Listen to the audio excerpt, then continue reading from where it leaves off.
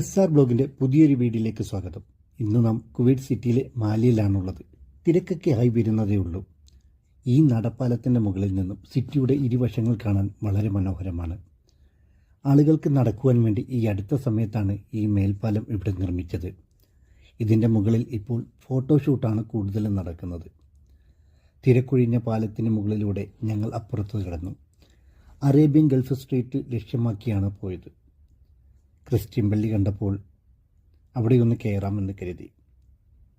ഈ പള്ളിയുടെ പല ഭാഗങ്ങളിലായി പല രാജ്യക്കാരുടെ പ്രാർത്ഥന നടക്കുന്ന സമയമായതുകൊണ്ട് കൂടുതൽ നേരം കറങ്ങാതെ ഞങ്ങൾ അവിടെ നിന്നും പുറത്തിറങ്ങി.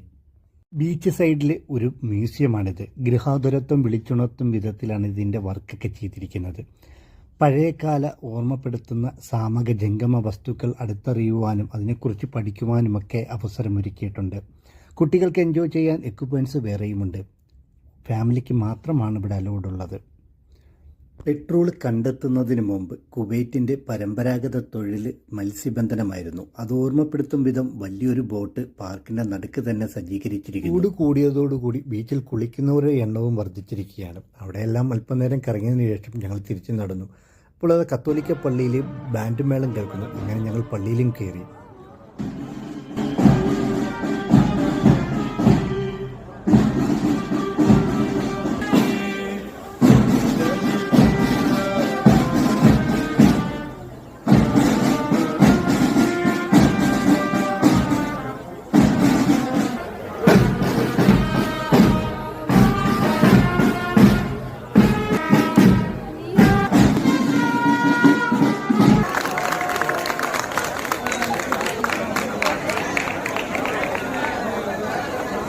പള്ളിയിൽ നിന്ന് ഇറങ്ങിയപ്പോൾ കുഞ്ഞിപ്പായ്ക്ക് മീൻ വാങ്ങണമെന്ന് നേരെ വിട്ടു ഗ്രാൻഡിൻ്റെ ഫിഷ് സെക്ഷനിലേക്ക്.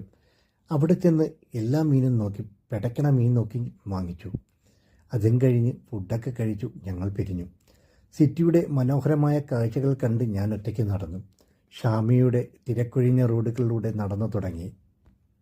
ചൂട് കൂടിയതോടുകൂടി പുറത്തുള്ള പണികൾക്കും ടൂ വീലേഴ്സിനും പകൽ സമയത്ത് നിയന്ത്രണങ്ങൾ ഏർപ്പെടുത്തിയിരിക്കുകയാണ്. അത് കാരണത്താലാണ് രാത്രിയിൽ പണിയുന്നത്. ഈ റോഡ് ഇത്ര ശൂന്യമായി കാണുന്നത് ഇതാദ്യമായിട്ടാണ്. വീഡിയോ ഇഷ്ടപ്പെട്ടാൽ ലൈക്ക് അടിക്കാനും ഷെയർ ചെയ്യാനും മറക്കരുത്. കുവൈറ്റിൻ്റെ രസകരവും കൗതുകമൂർന്ന മറ്റൊരു വീഡിയോയുമായി കാണാമെന്നുള്ള